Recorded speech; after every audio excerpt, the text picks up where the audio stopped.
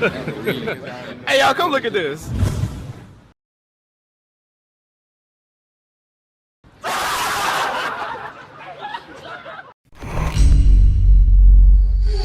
What's up guys, Sal here. So we've seen many marketing blunders in the smartphone industry. Usually it's the infamous via Twitter for iPhone, something that we quite often see with the Android OEMs. Apple isn't prone to this either. We've seen their official handles tweeting using an Android phone. So it's understandable that stuff like this happens. But OnePlus has taken this marketing hiccup to a whole new level. They made a tweet from the official Twitter account of OnePlus India promoting the S Pen of the Galaxy Note 20 Ultra. The tweet read, "The enhanced S Pen is my weapon of choice." Of course, they deleted the tweet mere minutes after it went online. But it makes you wonder, how in the world did this even happen? Well, these smartphone companies hire agencies to handle their social accounts. It's possible that both Samsung and OnePlus have the same agency, so the guy who's handling the accounts might have forgotten to switch accounts before posting the tweet, giving people a good reason to laugh at the brand and at the same time giving some free publicity to the Galaxy Note 20 Ultra.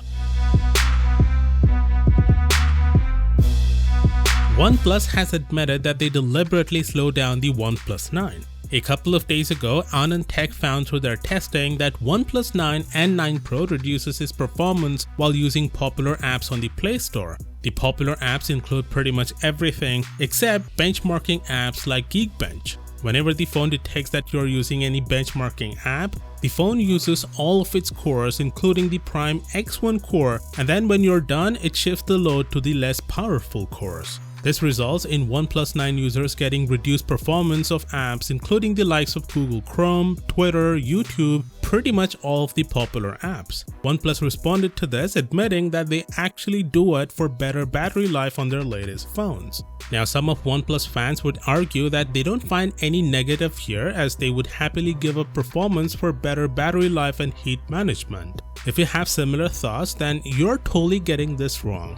You see, it's okay for companies to prioritize battery life over performance. Nothing wrong with that. But that's not what OnePlus did. They paid a premium to get Snapdragon 888 chips and passed that cost to consumers. They under-engineered the phone and then throttled the performance for everything but benchmarks so that people wouldn't notice it, as benchmarking is the popular way to measure the performance. So what's happening now is you are getting performance similar to a Snapdragon 700 chip while you paid a premium to get the 888 chip. If OnePlus had taken a more conservative approach, like adding a setting where you could give users an option to limit the performance for better battery life, then they might have gotten away with that. But they decided to show their products in the best light possible by engaging shenanigans. Some of you might also say that, isn't it something similar to what Apple did in 2017? Well, the difference is Apple throttled older devices with aged batteries because they could no longer deliver expected voltage in certain high CPU usage scenarios,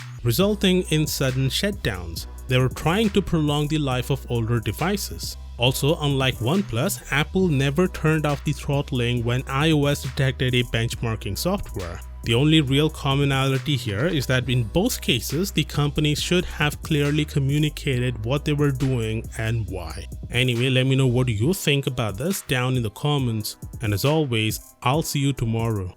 Peace out.